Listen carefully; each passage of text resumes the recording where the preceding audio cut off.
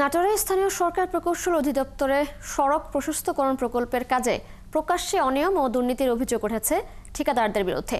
তবে ঠিকাদাররা জানান, কর্মকর্তাদের মোটা অঙ্কের ঘুষ দেওয়ার কারণেই কমেছে কাজের মান।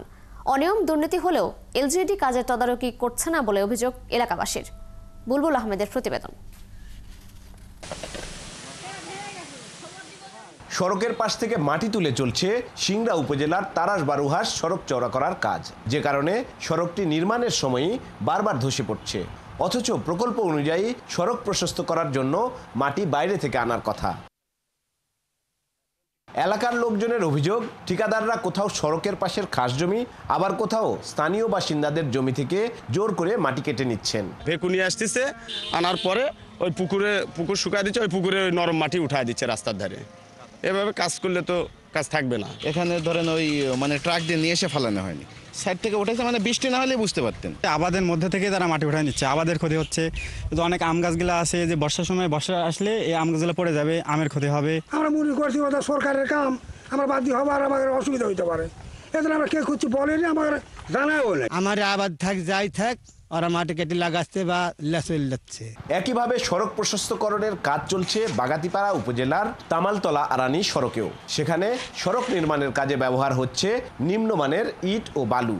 কাজ তদারকির জন্য এলজিইডির কর্মকর্তাদের উপস্থিত থাকার কথা থাকলেও এলাকার লোকজন বলছেন তারা আসেন না। পাতাল থেকে কেটে আসতেছে, এই জন্য আমরা ওইদিকে কোনো সমস্যা হয়নি, মনে হয় তাদের বাধা চাইছে, এই জন্য আমরা কোনো কিছু জানি না।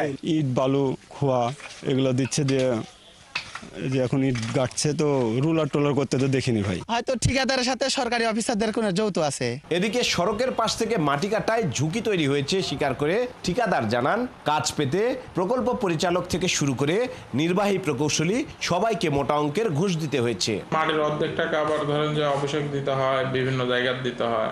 কাজ করলে পিডি মিডি ঢাকা ইয়া অফিস, বুঝতে দেন না। আমরা প্রথম অবস্থা দুই পাশ থেকে যে মাটিটা ধরা আছে সেই মাটিটাই কাটছি।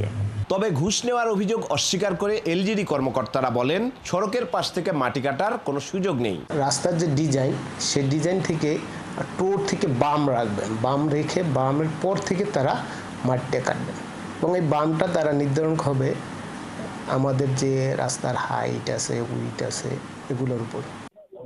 না, ওই যে বৃষ্টিপাত হলে মাটিগুলো আবার নিচে ধুয়ে চলে যাবে আর কি। এক্স্যাক্টলি। এখন এক্সেন্টকে বলা হয়েছে, আগের চলে যাওয়ার চলে গেছে, এখন নতুন ইকবাল আসছে, ইকবালকে বলে দেওয়া হয়েছে যে এরা কোনো ক্রমে এরা বাইরে থেকে নিয়ে আসবে, যেখানে পাবে এটা দূরে থেকে আনতে হবে, মিনিমাম 20-30 ফিট দূরে থেকে মাটি নিতে হবে, আর নতুবা বাইরে থেকে আনতে হবে। আরও অভিযোগ রয়েছে, প্রকৃত ঠিকাদারের কাছ থেকে কাজ কিনে যেন তেন ভাবে সড়কের কাজ করছেন অন্য ঠিকাদাররা। বুলবুল আহমেদ, ৭১, নাটোর। দর্শক, এ বিষয়ে বিস্তারিত জানাতে নাটোর থেকে যুক্ত হচ্ছেন সহকর্মী বুলবুল আহমেদ।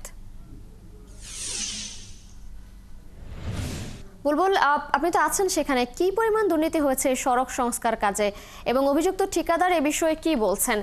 সাথে আরেকটি বিষয় জানাবেন, এলজিইডির বিরুদ্ধে যে অভিযোগ আনা হয়েছে তা নিয়ে তারা কি বলছেন?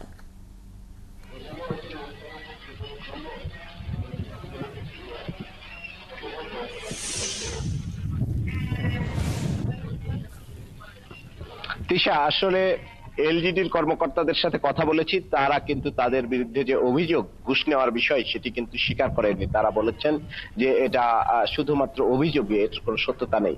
আসলে বাস্তবিক অর্থে কিন্তু আমরা যেটা জানতে পারছি এবং স্থানীয় জনগণ এবং ঠিকাদাররা কিন্তু নাম প্রকাশ না করে, তাদের নাম না প্রকাশ করে গোপন সূত্রে কিন্তু তারা বলেন সবসময় যে ইঞ্জিনিয়ার অফিসগুলো একদম পিডি থেকে শুরু করে প্রকল্প পরিচালক থেকে শুরু করে চিফ ইঞ্জিনিয়ার, এমনকি এলজিডি অফিসের যারা এখানে স্থানীয় অফিসের প্রকৌশলী, নির্বাহী প্রকৌশলী, উপজেলা engineer, sub assistant engineer, work assistant, প্রত্যেককে ঘুষ দিতে হয়। এমনকি এখানে যে ঠিকাদার সমিতি রয়েছে তাদেরকেও কিন্তু 10% ঘুষ দিতে হচ্ছে এই যারা কাজ পেয়েছেন। আর এই কাজগুলো কিন্তু গত সরকারের সময়, পতিত আওয়ামী লীগ সরকারের সময়ে এই কাজগুলোর বরাদ্দ হয়েছিল এবং আওয়ামী লীগের ঘনিষ্ঠ ঠিকাদাররা কিন্তু এই কাজগুলো করছিল।